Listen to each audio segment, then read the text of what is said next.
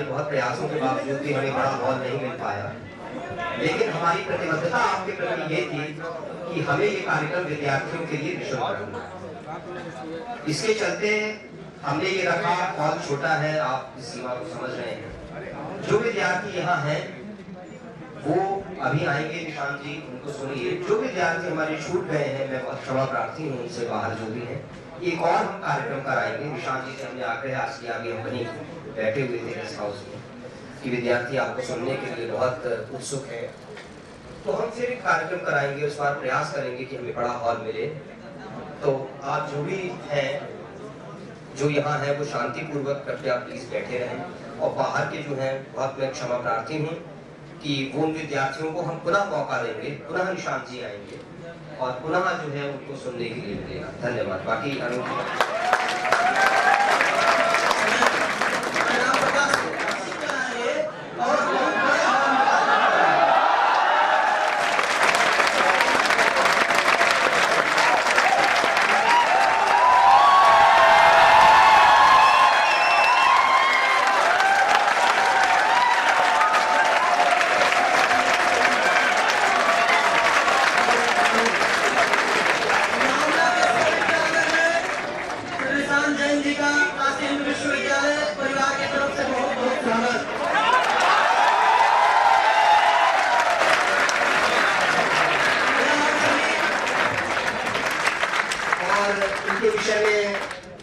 सभी बैठे हुए आप सब लोग जानते हैं, मैं जितना भी कहूँ कम है, कैसे एक साधारण पृष्ठभूमि से एक व्यक्ति इतने शीर्षस्थ शिखर पर सुशोभित हो सकता है। हम सब के लिए बहुत बहुत प्रेरणा के भाई निशांत जी, हमारे मित्र, हमारे दोस्त, बड़े भाई निशांत जी हैं, जिन्होंने 2014 की सिविल सेवा परीक्षा में 13वीं रैंक पर सिविल सेवा में अपना स्थान बनाया। और ये रैंक इसलिए बहुत महत्वपूर्ण है कि पिछले तकरीबन 10 वर्षों से हिंदी माध्यम का कोई भी विद्यार्थी टॉप 100 में नहीं आ पा रहा।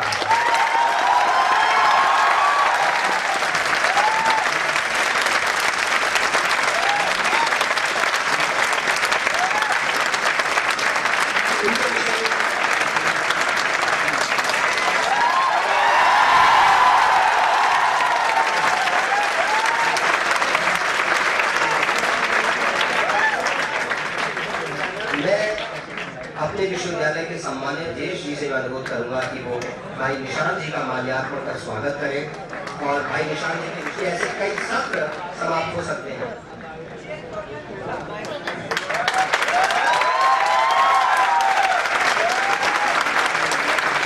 करते रहे सर, आपसे मैं अनुरोध करूंगा, निवेदन करूंगा कि आप एक स्मृति चिन्ह हमने निशांत जी के लिए किया है, उस स्मृति चिन्ह देकर निशांत जी को सम्मानित करें। प्रोफेसर राकेश पांडे जी।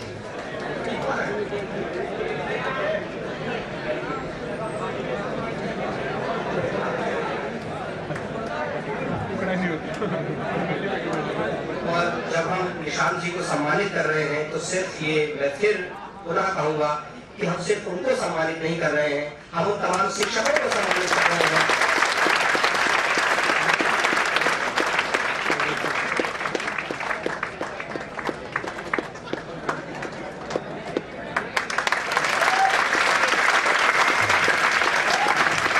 तो ये बात हमारे मन में थी, हमने प्रयास भी किया, हमने निवेदन किया प्रत्येक प्रकार से, लेकिन कुछ तारीखों की वजह से, कुछ अन्य वजहों से हमें बड़े हॉल नहीं मिल पाए। लेकिन सर हमारे बीच हैं और सर का आशीर्वाद हम पे, हम सर से निवेदन करेंगे कि आगे हम इस तरह का कार्यक्रम करें। तो सर हमारे इस निवेदन पर बड़ा उदारतापूर्वक विचार किया जाए कि हमें बड़ा हॉल प्राप्त हो, ताकि जो विद्यार्थी, मैं दावे से कह सकता हूँ जिसने यहाँ खड़े होते बाहर भी खड़े, उन सभी विद्यार्थियों को, क्योंकि हमसे कई कोचिंग ने भी संपर्क किया कि आप निशांत जी को बुला रहे हैं तो हमारे हॉल में कर लीजिए, हम पूरे कार्यक्रम को वित्तीय रूप से पोषित करेंगे, बैनर हम छपवाएंगे। मैंने उनसे एक ही बात कही कि कोचिंग के जो विद्यार्थी हैं, वो जो लाख डेढ़ लाख फीस दे रहे हैं, उनको गाइडेंस तो बहुत मिल जाता है, लेकिन हमारे विश्वविद्यालय के विद्यार्थी, जो इसमें कई विद्यार्थी, क्योंकि ये पूर्वांचल क्षेत्र है, थोड़ा पिछड़ा क्षेत्र है, इस क्षेत्र के विद्यार्थी कई कोचिंग में नहीं जा पाते हैं। उन विद्यार्थियों के मार्गदर्शन के लिए जो है हमने कहा कि हम सिर्फ विश्वविद्यालय में कार्यक्रम करेंगे और विश्वविद्यालय के विद्यार्थी हमारी प्रतिबद्धता रहेंगे। हम निःशुल्क ये कार्यक्रम करेंगे और निःशुल्क अपने विद्यार्थियों को यहाँ आने के लिए आमंत्रित करेंगे। इसलिए हमने यहाँ किया और स्थिति आप देख ही रहे हैं क्या है। ये हमारी सीमा थी, इस सीमा को हम स्वयं स्वीकार भी कर रहे थे। तो अब बहुत ज़्यादा धैर्य आप लोगों का है। निशांत जी को मैं आमंत्रित करूंगा और निशांत जी बिल्कुल सीधे मैं निशांत जी से आपको जोड़ता हूँ। आदरणीय निशांत जी आए और आप लोगों के बीच अपना पेड़ रखा।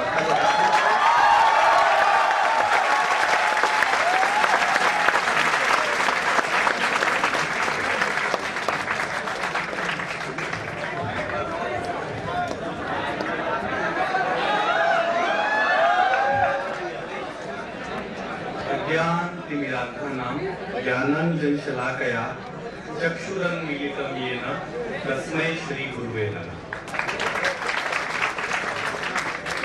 सर्व विद्या की राजधानी काशी को नमन, काशी हिंदू विश्वविद्यालय को नमन और इस विश्वविद्यालय के गुरुजनों और इन उत्साही छात्रों को।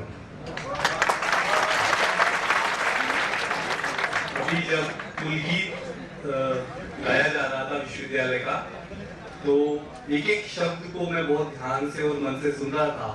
इतना आनंदित करने वाला कुलगीत, मैं ऐसे विश्वविद्यालय में आके आज बहुत बहुत भावुक हूँ। और जिस तरह से आप लोगों में जिस तरह का जोश और जज्बा है, उसको मैं दिल से सलाम करता हूँ और मैं बहुत बहुत विनम्रता से अपना आभार व्यक्त करता हूँ।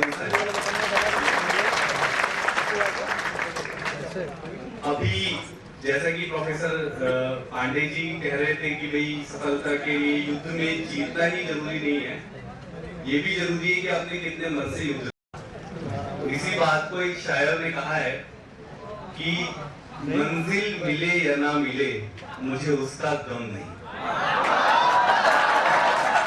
मंजिल मिले या ना मिले मुझे उसका गम नहीं, मंजिल की जुस्तजू में मेरा कारवां तो है।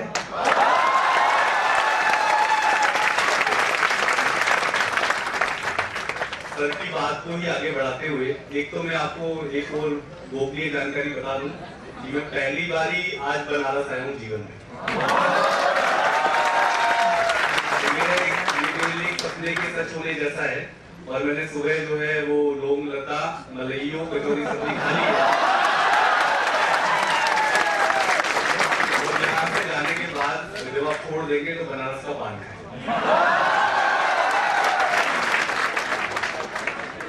ये तो पर्सनल बात थी। अब समय के हिसाब से हम इस तरह से प्लान करते हैं, एक तो ये इंटरेक्टिव सेशन है, आपस में बातें हम ज्यादा करेंगे और एक तरफा ज्ञान कम देंगे, ठीक है। तो जब तक आप मेरे साथ हो जितनी देर उतनी देर, करीब आधा घंटा मैं अपनी बात कहूंगा, ठीक है ना। ऐसे पहले आधा घंटा मैं अपने जो मन में मैं सोच के आया हूँ, जो मुझे अपना गुबार निकालना है आपके ऊपर, वो निकाल दें और उसके बाद एक घंटा करीब आप अपना गुबार निकालें, ठीक है। डन। हिंदी सबको समझ में आती है।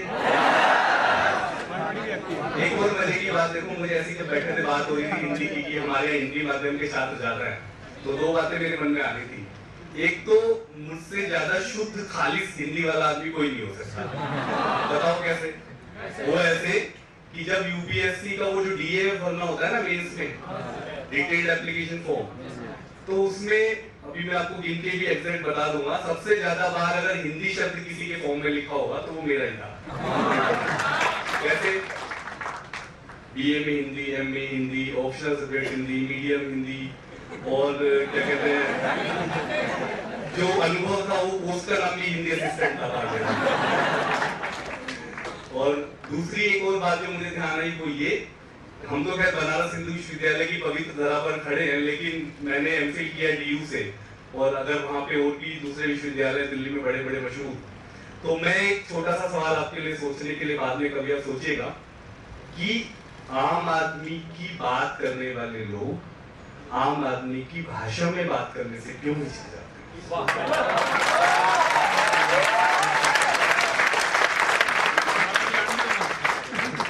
जानकर आश्चर्य होगा, सुखद आश्चर्य होगा कि मेरे को सिलेक्शन हुए भी अब करीब 2.5 साल हो गया, ट्रेनिंग कंप्लीट हो गई, मैं अपनी पोस्टिंग पे हूँ। हम लोग को तो वैसे भी जब स्टेट में चले जाते हैं तो वहाँ की भाषा में ही काम करना होता है, पर हिंदी का जितना मैंने कोचिंग मतलब ट्रेनिंग में जहाँ कहीं मुझे मौका मिला, जहाँ मैंने एंकरिंग किया, जहाँ मैंने कविता बोली, तो हमेशा उसको सम्मान ही मिला और हिंदी की वजह से मेरी पहचान और आगे ही बढ़ी हमेशा। इसलिए मुझे कभी भी पूरे जीवन में हिंदी का होने से कभी कोई नुकसान नहीं हुआ, हमेशा फायदा ही हुआ। लेकिन हालत ये है कि मेरे बैचमेट्स, देखो हमेशा एक चीज आप ध्यान रखो, जो दुर्लभ होती है चीज उसी की ज्यादा वैल्यू होती है। हमारे बैचमेट इंग्लिश वाले ज्यादा है, हिंदी वाले कम है, तो हमें लोग ज्यादा पूछते हैं कि जब हिंदी में उनको कोई भाषण लिखवाना होता है तो वो मुझे पॉइंट्स बताने पड़ते हैं। तो इसलिए हमेशा आपको इस बात को, हो सकता है मैं इस बात को हीन भावना में भी ले सकता था कि यार पूरे बैच में हम तो 5 ही लोग हैं हिंदी वाले, लेकिन मैंने इसको अपनी ताकत के रूप में लिया। इसीलिए मैं एक स्लोगन देता हूँ, एक नारा हमेशा कहता हूँ कि अपनी लकीर बड़ी करें। हम हमेशा कहते हैं कि नहीं भाई अंग्रेजी से हिंदी को नुकसान हो रहा है, ये हमारी भाषा को खा जाएगी। अरे हम किसी भी भाषा का विरोध ना करें, अंग्रेजी फ्रेंच सब सीखो, तुम्हें कोई प्रॉब्लम नहीं है, लेकिन हम अपनी भाषा को प्यार करते हैं, हम अपनी भाषा में पढ़ते हैं, हम अपनी भाषा के माध्यम से आगे बढ़ना चाहते हैं, तो इसमें किसी को क्या तकलीफ। अपनी लकीर बड़ी करे ताकि कल को लोग कहें कि भाई हिंदी से भी ये इतना आगे बढ़ सकता है। बस इतना सा मेरा मैसेज है। और फिर हम थोड़ी सी बात करते हैं जिसके लिए आप यहाँ एकत्रित हुए, सिविल सेवा परीक्षा की तैयारी और उसके अलावा इन जनरल भी लाइफ में सफलता की ओर कैसे बढ़े और कैसी कुछ ऐसी बातें हैं जो हमें असफल होने से बचा सकती हैं और सफल होने का रास्ता थोड़ा आसान कर सकती हैं। ठीक है, ठीक है। अभी ब्लैक बोर्ड नहीं है, मैं पढ़ाने भी लिखता हूँ। तो सिविल सेवा परीक्षा की तैयारी और भी बहुत सारे तरीके हैं देश सेवा के, हमारे संविधान में भी लिखा हुआ है फंडामेंटल ड्यूटीज में कि अपने अपने क्षेत्र में एक्सीलेंस की ओर प्रयास करना चाहिए। अगर आप प्रोफेसर हैं तो आप ऐसी रिसर्च करिए पूरी दुनिया में भारत का नाम हो। तो इसी तरह आप जिस भी फील्ड में उसमें एक्सीलेंस से काम करिए, पर इसका मतलब ये नहीं कि सभी आईएएस बन जाए, बाकी काम भी बाकी लोगों को सबको करने हैं। लेकिन जो लोग करना चाहते हैं उनके लिए मैं ये बात करूंगा कि जो लोग परीक्षा की तैयारी शुरू करना चाहते हैं, सबसे पहले तो हम सबको बताइए कि इसमें ग्रेजुएशन जो है वो अनिवार्य है। एक अपील मैं आप सबसे करना चाहता हूँ कि आप जिस भी स्ट्रीम में ग्रेजुएशन कर रहे हैं, चाहे वो आर्ट्स है, साइंसेज है, कॉमर्स है या कुछ भी है, उसमें आप बहुत अच्छे से उसको ग्रेजुएशन को कीजिए अपनी। चाहे आप ऑनर्स कोर्स कर रहे हैं, पास कोर्स कर रहे हैं, लेकिन उसको आप, ताकि आज से 10 साल बाद भी कहीं कोई इंटरव्यू हो उसमें कोई आपसे पूछे कि ग्रेजुएशन में आपका हिंदी ऑनर्स था तो आप ये बता दीजिए, इसका आंसर बस बता दीजिए, और आप उस समय कहेंगे यार ग्रेजुएशन में तो मैं इसकी तैयारी कर रहा था, तो ध्यान नहीं दूँ तो, या फिर मैं तो और भी बहुत सारे काम होते हैं पॉलिटिक्स वगैरह यहाँ पे, तो वो सब कर रहा था।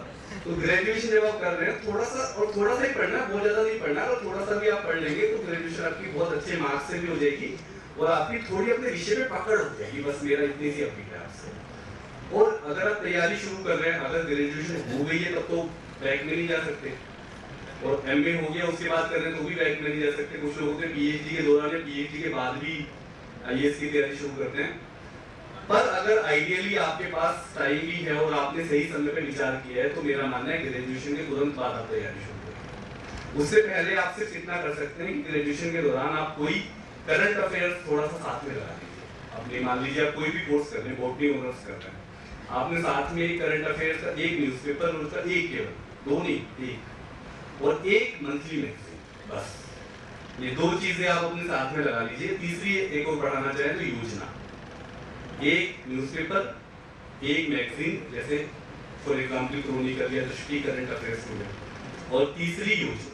इन तीनों को तो पढ़ सकते, इतना समय तो निकाल सकते हैं भाई, कितने भी व्यस्त रहते हो आप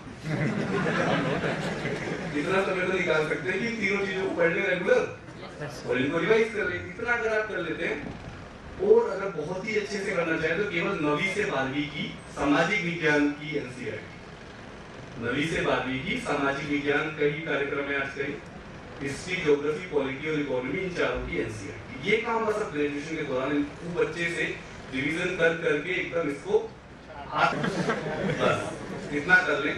उसके बाद जब ग्रेजुएशन कंप्लीट हो जाए सकुशल, उसके बाद आप 1-1.5 साल लगकर तैयारी करें, और उसके बाद लगकर करने का मतलब लगकर ही करें, ठीक है। उस समय किसी भी भटकाव उलझाव में नहीं फंसे, और उसके बाद आप अटेम्प्ट दें, और अटेम्प्ट में बाई चांस अगर एक बार में आपका किसी भी स्टेप पे नहीं हो, क्योंकि सांप सीढ़ी का खेल है, प्रीलिम्स हुआ तो भी वापस, मेंस हुआ तो भी प्रीलिम्स का आना पड़ेगा, इंटरव्यू में नहीं हुआ तो भी प्रीलिम्स का आना पड़ेगा।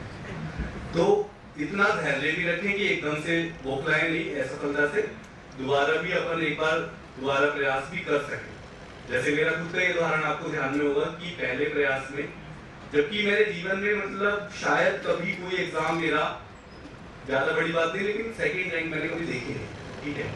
लेकिन जब मैं आईएएस के एग्जाम में बैठा था, पहले प्रयास में प्रीलिम्स में ही असफल हो गया, और दूसरे प्रयास में फाइनली 13th रैंक, और ये जो भी आपके सामने है वो हो गया।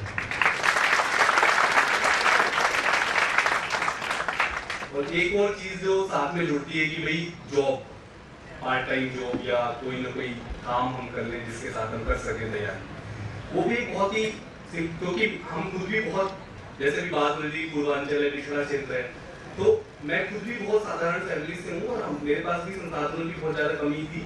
तो उस समय मैंने भी पार्ट टाइम जॉब हमेशा की है लाइफ में, मतलब 10th क्लास के बाद पार्ट टाइम जॉब में करता था। तो उससे बस ये होता है कि स्वावलंबन हो जाता है, आप अपनी पढ़ाई का खर्चा खुद निकाल पाते हैं। तो कोई ना कोई, चाहे आप ट्यूटर करें, मैं थोड़ा क्रिएटिव राइटिंग करता था तो उससे भी खर्चा निकल जाता था। तो कुछ ना कुछ आप ऐसा भी कर सकते हैं तैयारी के बाद, जब आपने एक बार तैयारी आपकी पूरी हो गई, उसके बाद आपको दोबारा एग्जाम देने के लिए रिवीजन ही तो करना है, और नया करंट अफेयर्स तैयार करना है।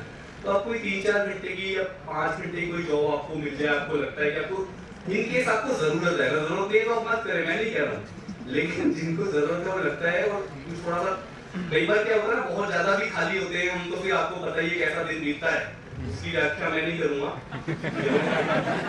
जब नहाने में 4 घंटे लगते हैं, तो हालांकि बीए की वजह से मुझे ऐसी उम्मीद थी, आप मुझे पता है सुबह नहा धो के पूजा करते हो,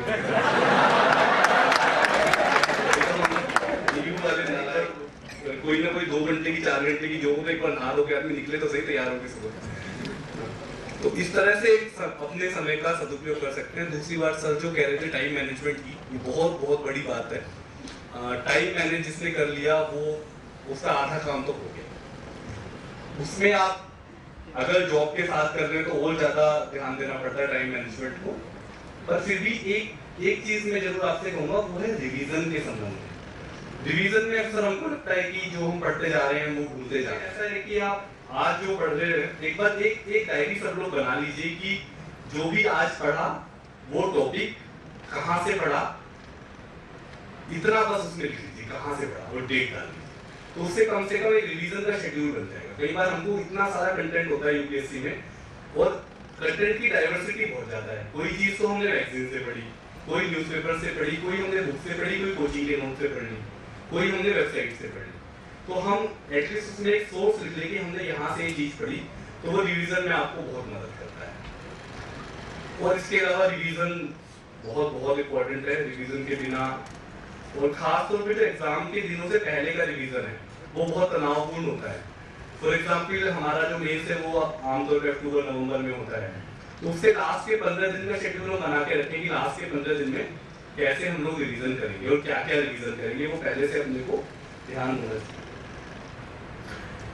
एक और बात आती है कि भाई कंटेंट बहुत ज्यादा है, और आजकल ये थोड़ा सा समस्या भी हो गई है कि सूचना क्रांति का दौर है और आपके ऊपर चारों तरफ से बम्बार्डमेंट हो रहा है ना। पहले जमाने में ये होता था कि लोग, किताबें होती नहीं थी, लोग बनारस से इलाहाबाद से किताबें लेने आते थे, एक सेट ले जाते थे, पढ़ना शुरू कर देते थे। आज से 10 साल पहले तो ये होता, लेकिन अब इतना ज्यादा कंटेंट अवेलेबल है कि उसमें से आपको ये पहचानना कि कौन सा ढंग का है और कौन सा सब स्टैंडर्ड है, लोअर बिल्कुल निम्न श्रेणी का है, वो पहचानना बड़ा मुश्किल है। तो उसमें आप ऐसा करें कि एक तो जीएस जो है, जनरल स्टडीज जो है, उसके 7-8 कंपोनेंट हैं, ये तो अपने को ध्यान ही है। History, geography, polity, economy, culture, environment, science tech और करंट अफेयर्स, 8 मेन कंपोनेंट है।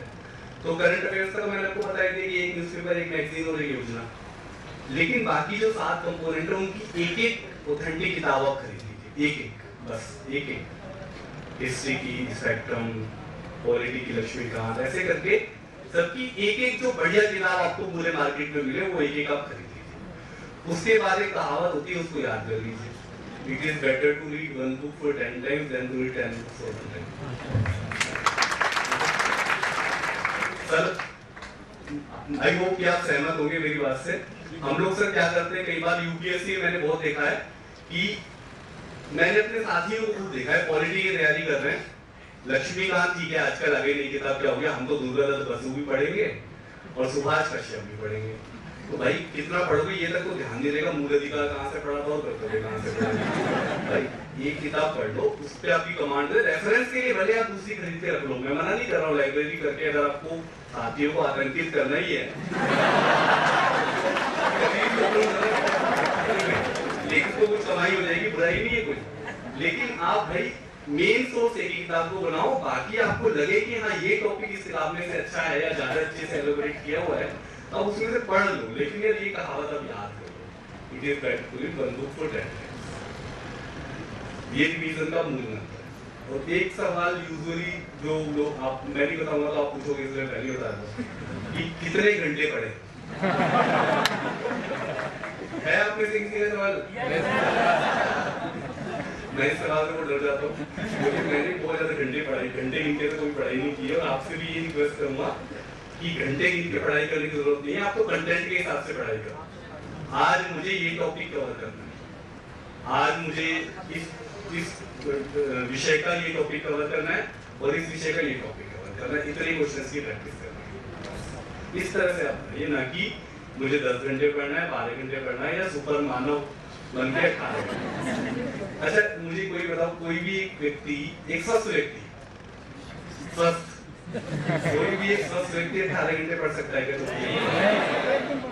आप में से कौन है ऐसा?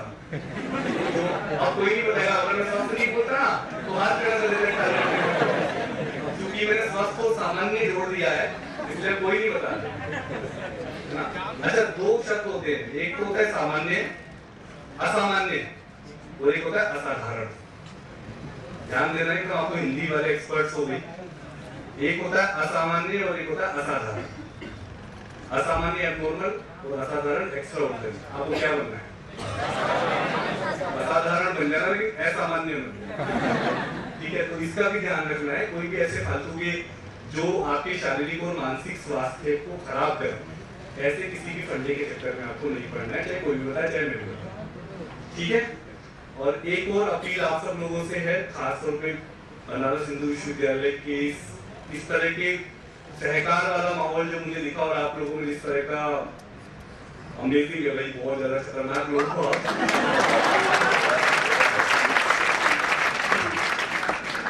थोड़ा बहुत चल जाएगा ना सर, थोड़ा बहुत मजा चल जाएगा ना। मुझे बैठे हैं इनके सामने हम लोग ज्यादा नहीं बोल पाते हैं तो ये तो कह रहे और भी ज्यादा चल जाएगा। तो मैं एक बात कहता हूँ हमेशा कि आप लोगों का जो दोस्ती का जो रिश्ता है ना आपस में, ये भी एक रिश्ता है और इसको आप अच्छे से निभाइए। निभाने का मतलब है जैसे आपका कोई रूममेट बीमार होता है तब भी आप उसके घर पे पट्टी रखते हो ना, तो ऐसे ही रखते हो ना, तो ऐसे ही पढ़ाई में भी उनकी आपस में एक दूसरे की मदद का माहौल बनाइए, ग्रुप डिस्कशन का माहौल बनाइए। किसी को कोई टॉपिक ज्यादा अच्छा आता है तो दूसरे को बताइए, और दूसरे को बताने से पूरा एकदम मैं आपको गारंटी दे रहा हूँ, जो चीज मैंने आज तक किसी को बताई है वो चीज आपको हमेशा याद हो जाती है और वो चीज आपके स्मृति पटल पे हमेशा हमेशा की अंकित हो जाती है। एक भारतीय साहित्य से ये पंक्ति है संस्कृत की, जैन दर्शन में इसका उल्लेख है, परस्परो ग्रहो जीवनम। तत्वार सूत्र ग्रंथ है उसमें लिखा है ऐसा, परस्परो ग्रहो जीवनम। इसका मीनिंग है living beings benefit by helping each other. जितने भी सजीव प्राणी हैं इस दुनिया में वो सब एक दूसरे के सहयोग से ही आगे बढ़ते हैं। ठीक है, तो हम सब लोगों को इस तरह का एक माहौल बनाना है। और रही बात अपनी पर्सनैलिटी की, सर ने एक और बात, सर की तीनों बातें मेरे को बहुत पसंद आई और उनमें से कई बातें जो मुझे भी कहनी थी। 3 ऐसे सिद्धांत हैं भारतीय दर्शन के, यहाँ पे दर्शन के स्टूडेंट्स भी होंगे कई सारे। 3 सिद्धांत ऐसे, मैंने भी फिलोसफी थोड़ा पढ़ा है, हालांकि मेरा एकेडमिक डिसिप्लिन नहीं रहा, मेरा एकेडमिक डिसिप्लिन तो हिंदी साहित्य का रहा है। पर साहित्य का भी एक दर्शन होता है और भाषा का भी एक दर्शन होता है ना। तो भारतीय दर्शन के 3 ऐसे सिद्धांत हैं जिन्होंने मेरे जीवन को ट्रांसफॉर्म किया है और मेरे को सफल बनाया है। कौन कौन से 3 सिद्धांत हैं? पहला तो वही है जो सर ने बताया, कर्मण्यवादी कारक, यानी निष्काम कर्मयोग। आप लोग तो मुझसे ज्यादा जानते होंगे निष्काम कर्मयोग के बारे में, पर मैं जब इसको पढ़ता था तो उसका जो मीनिंग बताया जाता था, कर्म आमतौर पर जो लेमैन की लैंग्वेज में बोलते हैं ना कि कर्म करते रहो फल की इच्छा मत करो, तो मुझे बड़ा गुस्सा आता है। कर्म करे तो उसका मोटिवेशन कैसे मिले, फल की इच्छा ही नहीं है। तो फिर जब थोड़ा सा बड़ा हुआ, थोड़ा मैच्योर हुआ, तो ये तो बचपन की बात हो गई ना, तो जब थोड़ा मैच्योर हुआ तब समझ में आया कि कर्म करो, फल की इच्छा भी करो, पर उस फल में आसक्त मत हो।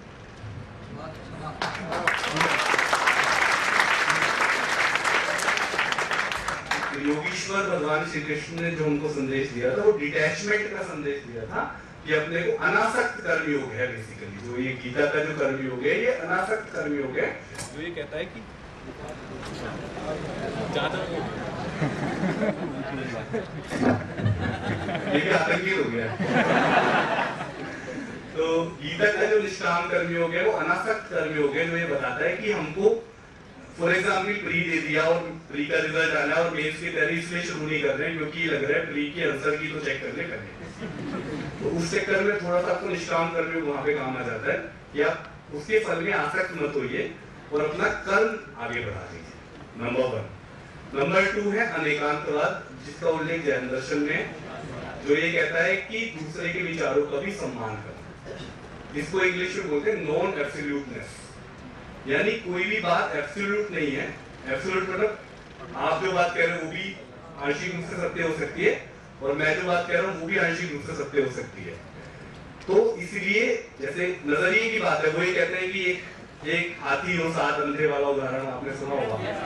तो अनेकांतवाद कहता है कि दूसरों के विचारों का भी सम्मान करना, रिस्पेक्टिंग अदर्स व्यूज। और ये सोच हमारी यूपीएससी में बहुत ज्यादा काम आती है। जब भी हम इंटरव्यू भी देने जाते हैं तो वहां पे भी वो ये परीक्षण करने की कोशिश करते हैं कि हमारे विचार कहीं बहुत ज्यादा अतिवादी तो नहीं है, एक्सट्रीमिस्ट या फंडामेंटलिस्ट टाइप के विचार तो हमारे नहीं है। हमारे विचार संतुलित हैं और संतुलित होने के लिए अनेकांतवाद को समझना और उसको उतारना डेली लाइफ में बहुत जरूरी है, परीक्षा में भी और डेली लाइफ में। और तीसरा जो अनेकांतवाद से थोड़ा मिलता जुलता है उसका दर्शन, वो बौद्ध दर्शन का मध्यम मार्ग। ठीक है, दोनों अतियों पे हम नहीं जाए, बीच का एक संतुलित रास्ता निकाले, उसको मध्यम मार्ग जो बुद्ध ने मध्यमा परिपदा कहा था। तो इन तीनों सिद्धांतों को अपनी पर्सनैलिटी में आप शामिल कीजिए तो थोड़ा सा डिफरेंस आपको दिखेगा और आपके आंसर्स में भी थोड़ा अंतर दिखेगा, आप जो बोलेंगे उसमें भी थोड़ा अंतर दिखेगा। यानी आपका जो अभिव्यक्ति होगी, अभिव्यक्ति तो हम दो तरीके से करते हैं, लिखते हैं या बोलते हैं। तो और यही 2 चीजें यूपीएससी में बहुत ज्यादा काम आती है, लिखना और बोलना। भाषा के 4 स्किल होते हैं। कुछ लोग समझते हैं कि भाषा पर पकड़ होना आज की डेट में आईएएस बनने के लिए बहुत ज्यादा जरूरी है। जिस भाषा का आपका माध्यम है, आपने इंग्लिश मीडियम चुना तो ऐसे ही नहीं चलेगा, इंग्लिश आपको अच्छी आनी चाहिए। इसी तरह से अगर हिंदी माध्यम लिया और आपको हिंदी ठीक से लिखने नहीं आती है तो नहीं चलेगा। मैंने टॉपर्स में जो चीज कॉमन पाई है वो ये पाई है, ट्रेनिंग के बाद, उन लोगों से मिलने के बाद, उनका लिखा हुआ पढ़ने के बाद, कि जो टॉपर्स होते हैं वो बहुत अच्छा लिखते हैं, उनके लेखन का जो कौशल है वो बहुत अच्छा है। और इसीलिए मैं आपसे कहूंगा कि राइटिंग प्रैक्टिस और रीडिंग हैबिट, ये आप जरूर अपनी दोनों चीजें मेंटेन करके चलिए। और राइटिंग स्किल इंप्रूव करने का यही तरीका है, वो है अभ्यास। उस अभ्यास के बिना तो काम नहीं होगा। और ये भी कि हम लोग कई बार ये सोचते हैं कि हमें लिखना बिल्कुल नहीं आता है, इसलिए हम लिखने में देरी करते रहते हैं। ग्रेजुएशन बीत जाती है, पोस्ट ग्रेजुएशन बीत जाती है, तो आप लिखना अभी से शुरू कर दीजिए। कोई भी टॉपिक, कोई भी पुराना ऐसे ले लीजिए आईएएस का, हर हफ्ते या हर 15 दिन में एक ऐसे जरूर लिखिए। ये मैं आपसे अपील करना चाहता हूँ।